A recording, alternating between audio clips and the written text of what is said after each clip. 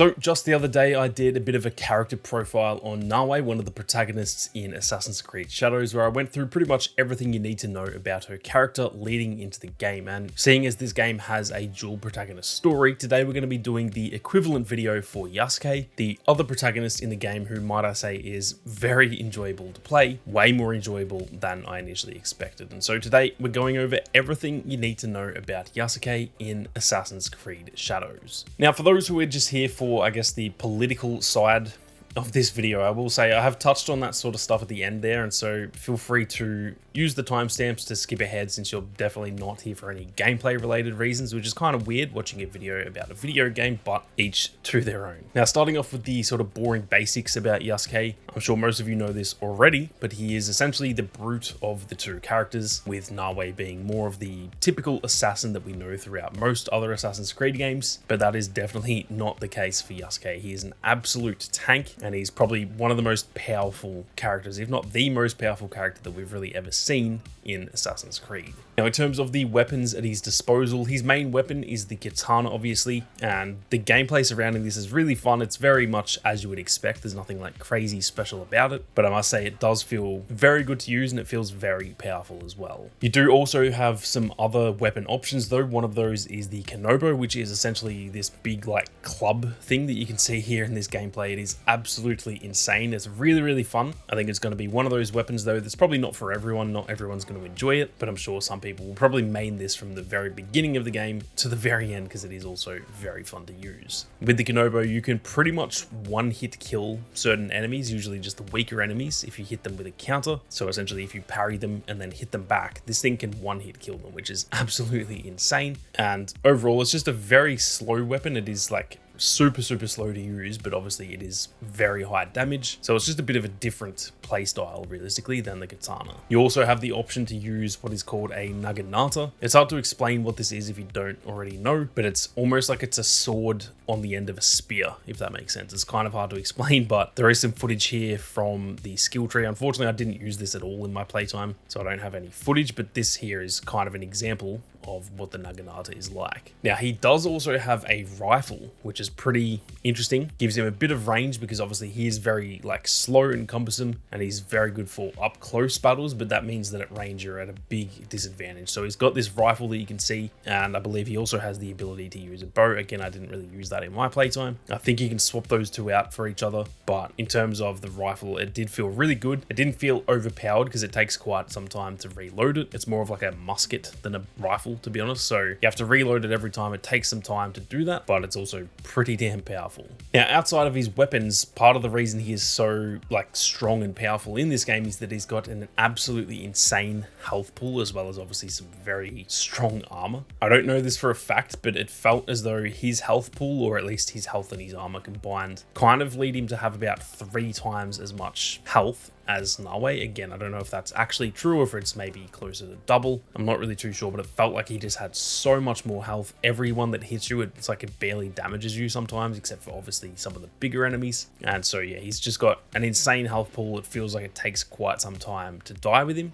though he does obviously have some drawbacks as well, which we'll get to soon. On top of the health pool too, though, he also has really good blocking ability. When you're playing as Nawe, it does feel as though you can kind of take damage from the side and stuff a lot easier. So even if the enemy is in front of you, but maybe a bit to the left, if you're not locked onto them and they hit you from, say, like a 45-degree angle on the side, it kind of feels like that can still damage you. Whereas with Yasuke, it feels like if they're not coming from behind you, they pretty much just can't hit you, at least until your stamina runs out. So he's very good at blocking incoming damage. On top of that too, it felt as though he has much easier parry timing compared to Nawe as well. So overall, he's just a very defensive tank type of character. When I say defensive, that doesn't mean his playstyle is defensive, because as you can see from this gameplay, he is an absolute beast at taking out groups of enemies, but I guess I would just say he's the safer option in these head-to-head bits of gameplay compared to playing as Nawe. Now, before we go any further, if you guys are interested in more Assassin's Creed Shadows content and you are new to the channel, be sure to hit that subscribe button. There is plenty more content on the way, so make sure you don't miss out. Now, from what I've gone through so far, I'm sure you can tell that he is much better suited to the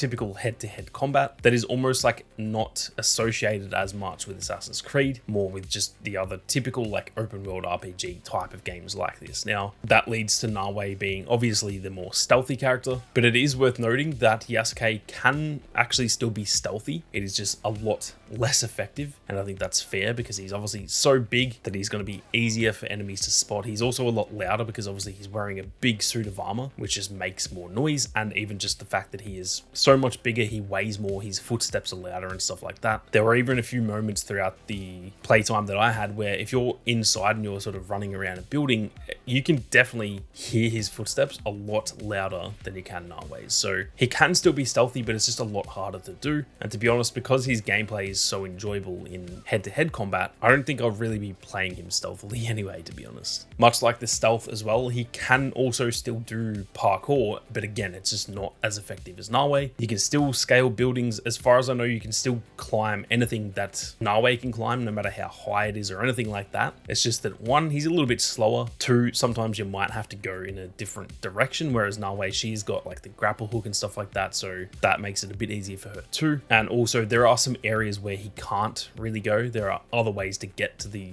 area you're trying to get to, but for an example, there were times when I tried walking across a rope that I know as Nawe I can walk across, but as Yasuke, he's just too heavy and the rope actually snaps and you just fall down to the ground. So it's much the same as what I said with the stealth. You can still do it, and you can still technically do it to the level that Nawe can. It's just a bit slower, a bit less effective, and it will kind of take you a bit of extra effort to do the same things that Nawe can. Now, lastly, touching on some of the story elements, what I'll say is I'm not actually going to touch too much on it just because, like, spoiler reasons, because for me, this was one of the most interesting parts of what I played in the prologue. It actually grabbed me instantly, and I was really interested in the story. So I'm not going to touch on it too much. All I'm going to mention about the like story side of Yasuke is that essentially he starts out with his own like separate storyline from Nawe, and we didn't get to play the part where they meet up and stuff, so I actually don't know how they meet, but their storylines are separate from the beginning of the game. Now, he begins the game as essentially like a bodyguard to the Jesuit missionaries, but then eventually he is noticed by Oda Nobunaga for his striking size and stature. Obviously, he's a huge absolute unit, and so Nobunaga notices that, and he is eventually trained to become a samurai. Outside of all of that, we don't really know too much more. Now, the last thing that I wanted to mention, which unfortunately I didn't really, this is not why I make gaming videos, to be completely honest, but I almost felt like I can't make this video without touching on this stuff because it is so like controversial at this point. So I thought it was quickly worth mentioning. Obviously, when it comes to Yasuke, a lot of people seem to be not very happy about him being in the game and are sort of coming at it from the angle of like historical accuracy, or even the angle of, for example, why would they make, finally after all this time, a Japanese setting in Assassin's Creed only for the main male character to not be Japanese? Those are some of the like angles that crowd, I'll say, is coming at this from. Now, technically speaking, none of those are incorrect. There are definitely historical inaccuracies when it comes to Yasuke in this game. That is not at all what I'm trying to argue, because that is absolutely correct. There have been some liberties taken by Ubisoft with Yasuke, but the thing worth noting is that they have done that with literally every single Assassin's Creed game in the past, and for some reason it didn't ever seem like that was an issue back then. Keep in mind, I have been playing this franchise since the very first Assassin's Creed came out, and that entire time I can't really remember. You'd get like little bits here and there, but for the most part people weren't really talking about historical inaccuracy. Now, to kind of address the side of it of, they've made a Japanese game without a Japanese main character that's a male anyway. For anyone who is concerned about that or thinks that's an issue, the very first Assassin's Creed game was a game that was set in Israel, but the main character was Syrian. No one complained that Altair isn't Israeli. That was not an issue back then. Assassin's Creed Revelations, that had an Italian man in Turkey killing Turkish people. Again, no one cared about that. And Black Flag also had a Welshman killing people in the Caribbean. It was not an issue back then. It most certainly isn't an issue now, and it's going to be funny to see how that actually goes when the rumored remake of that comes out later this year, because again, I can almost guarantee that won't be an issue. And so yes, at face value, I can kind of understand that sentiment of, oh, they made a Japanese game, but then they put a non-Japanese character as the main male character. That's a bit unfair. But again, it's happened with so many other Assassin's Creed games. I just mentioned 3 and they were literally just the first 3 that came to mind. There are more than that. So to me, it's just literally not an issue at all. Lastly, for those sort of complaining about the historical inaccuracy of this stuff, well, let me just take you back to only the Ezio trilogy. Again, this is disregarding all of the other Assassin's Creeds, and I'm talking about the best trilogy and the best games overall. This is the most loved part of the franchise, is the Ezio trilogy. In just those games alone, Leonardo da Vinci made me a fucking machine gun in, I believe, Assassin's Creed 2 or Brotherhood, I can't really remember, but I'm fairly confident Leonardo da Vinci did not make a machine gun in his life. That is something that no one cared about back then. He made the machine gun and Ezio used it. Something else that he made and Ezio used was some fucking prototype bat wings that you fly across Florence using flames to lift you higher. Once again, I'm fairly sure that that is historically inaccurate. Something I know for a fact is historically inaccurate is that Machiavelli, who was also obviously a real historical figure, he was portrayed in those games as a wise sort of middle-aged man, where he actually should have been about 19 years old in those games based on when they were set. So again, another historical inaccuracy to do with a real historical figure. And lastly, Ezio stabbed the Pope. So like, what are we talking about here?